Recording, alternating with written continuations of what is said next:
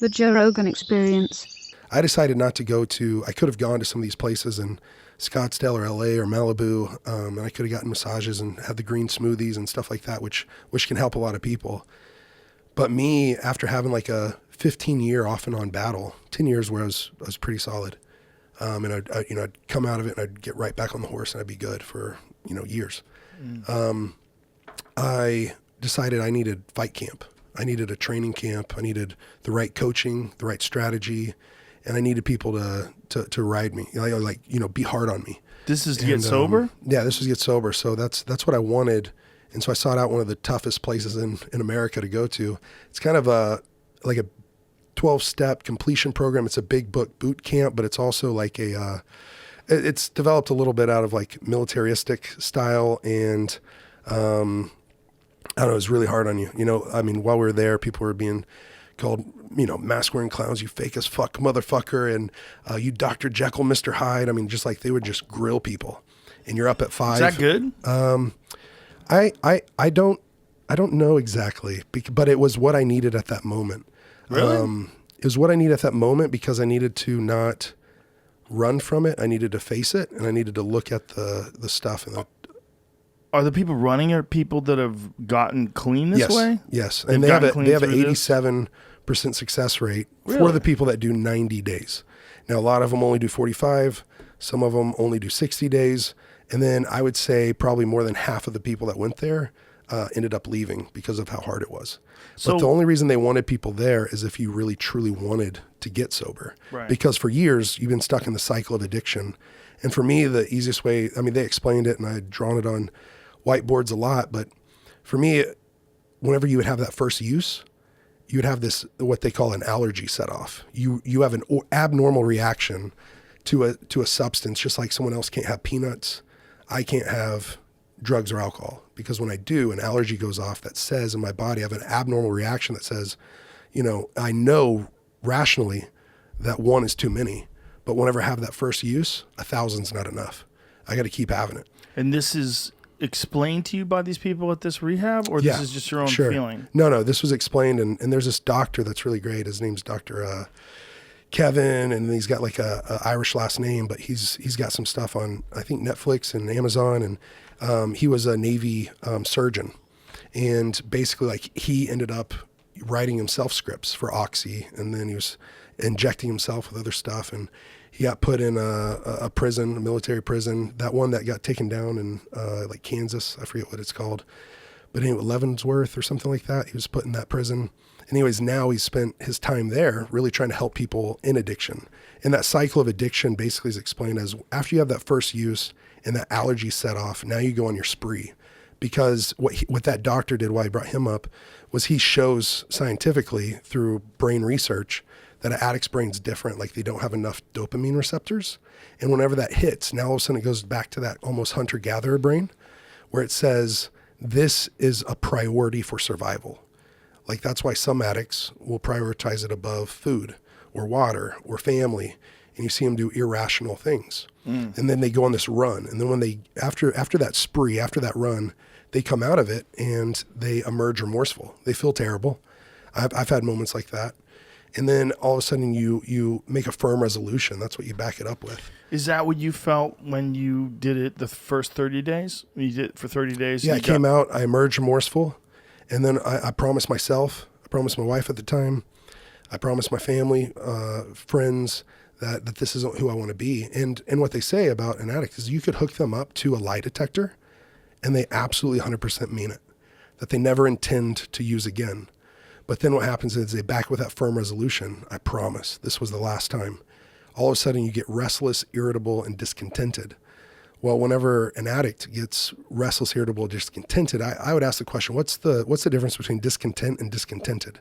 Discontent, you might be a little restless, but discontented basically says, well, if discontent is I'm thirsty, discontented is there's not enough water in the whole world to quench this thirst. And so you get in that place where you have this mental obsession. So you have this mental obsession, you get restless, irritable, and discontented, and then you go back to that first use. And then you get stuck in that cycle of addiction again. And that's where I lived for 5 years, from 17 to 23.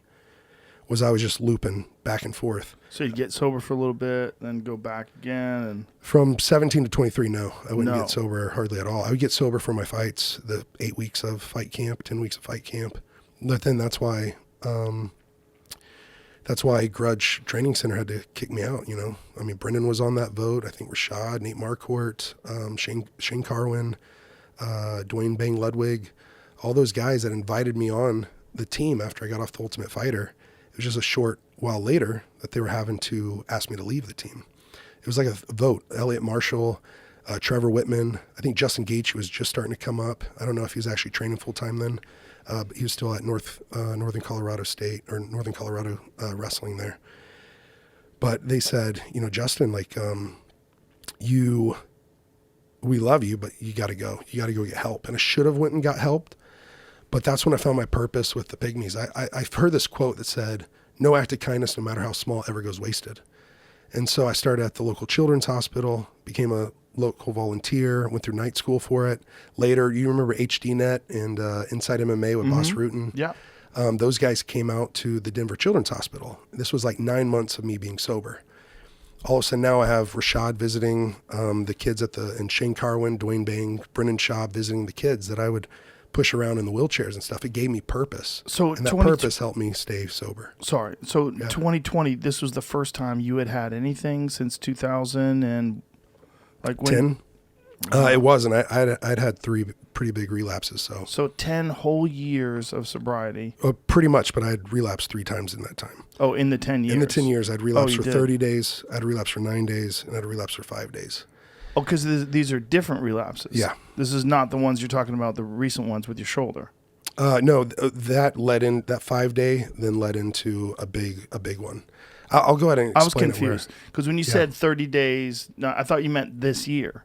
No, not this year.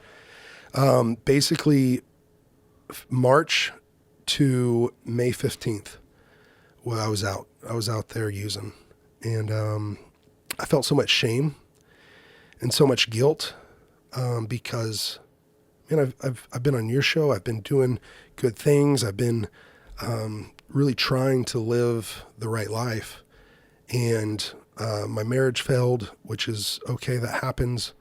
And I just took on a lot of like shame. I couldn't, you know, have that relationship be a success.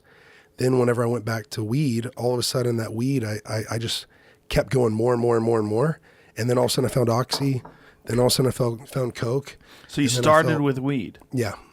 But then I went right to the Oxy. And what I would do as in my addict mind, I would think it would sound rational. I'll just have weed so I don't go back to Oxy. And that will help me with pain if I'm injured, because I'd actually hurt my neck training with Raphael a little bit. And he was sweeping me, and I put my head out. Whenever I put my head out, I crunched right on top of my neck or my head. And it just sent this like crunch down into my cervical neck, and it was hurting. I was hurting more emotionally, and I was stuffing it. I wasn't looking at it. I was stuffing it.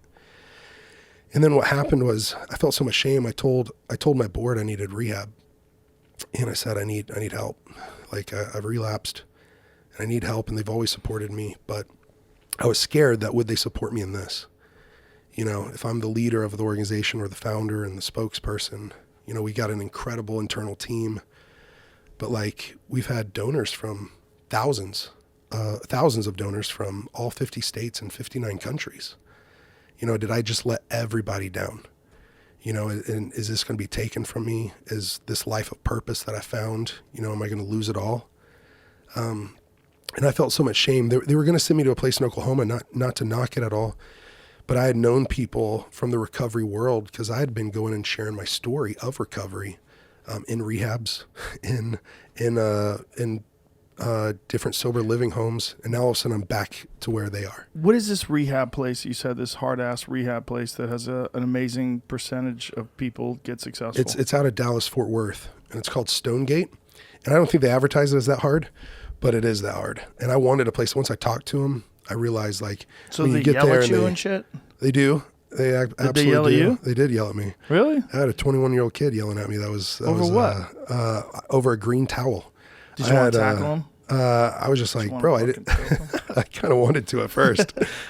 What they think is they got to humble you And I'm like, man, life has humbled me. That's why I'm here. Right. And I've been humbled enough, and now I came here to get help.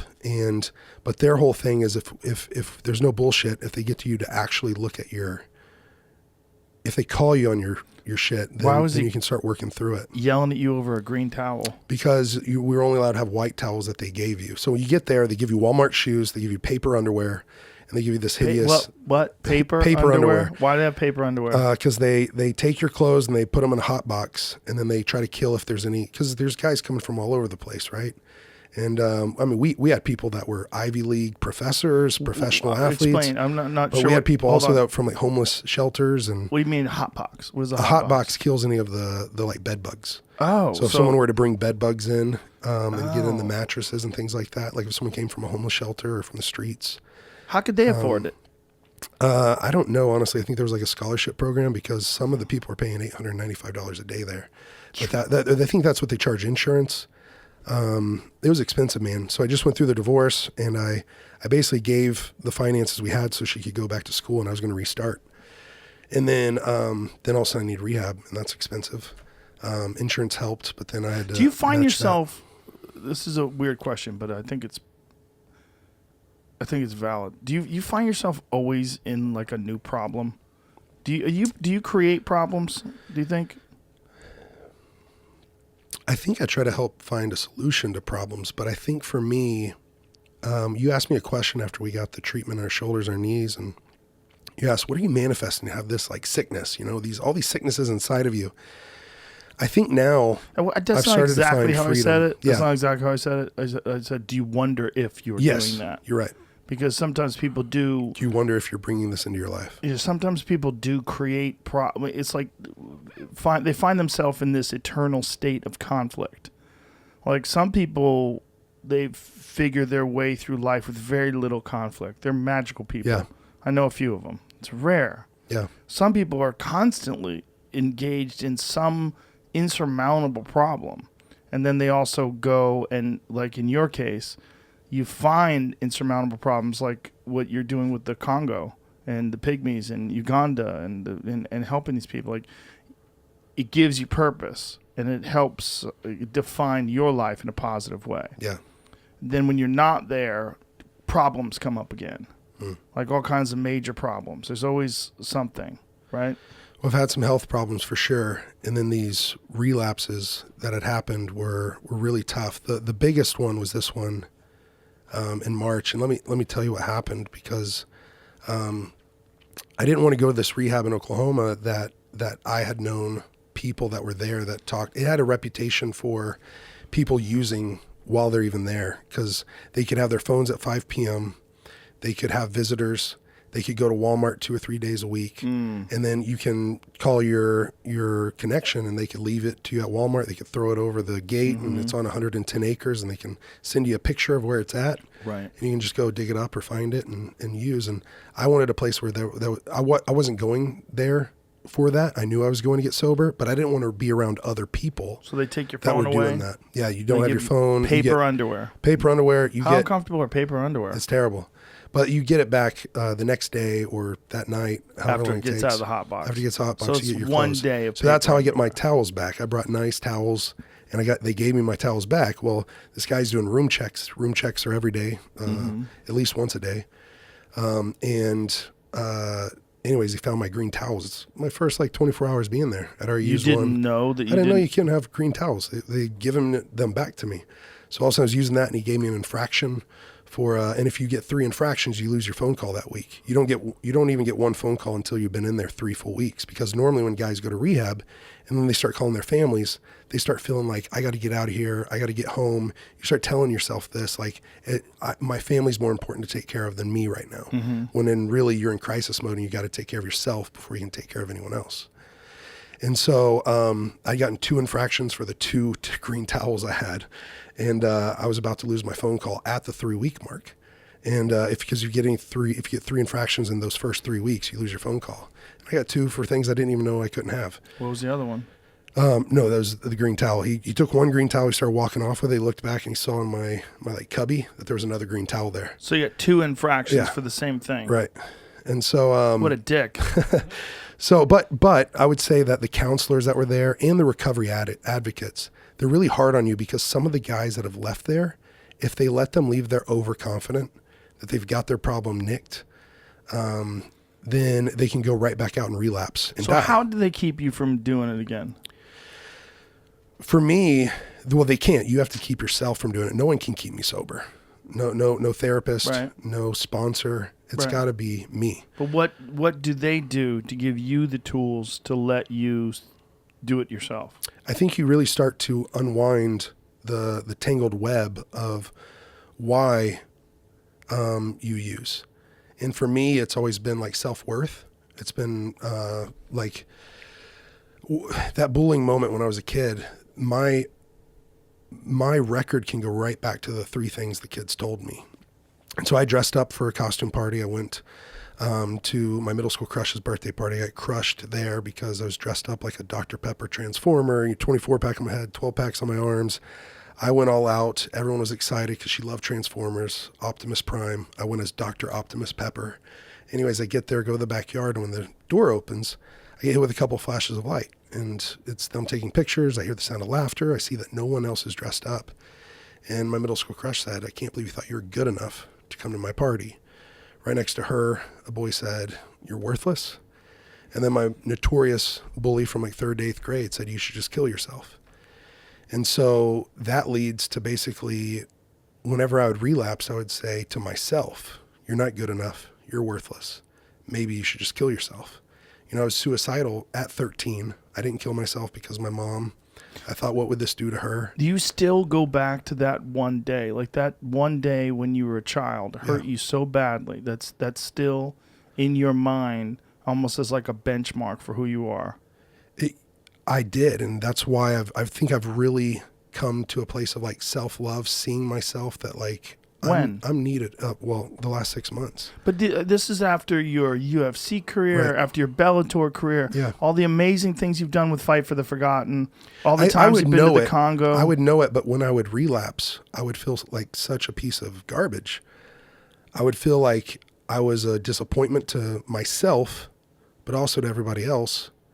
Catch new episodes of the Joe Rogan Experience for free only on Spotify. Watch back catalog JRE videos on Spotify, including clips.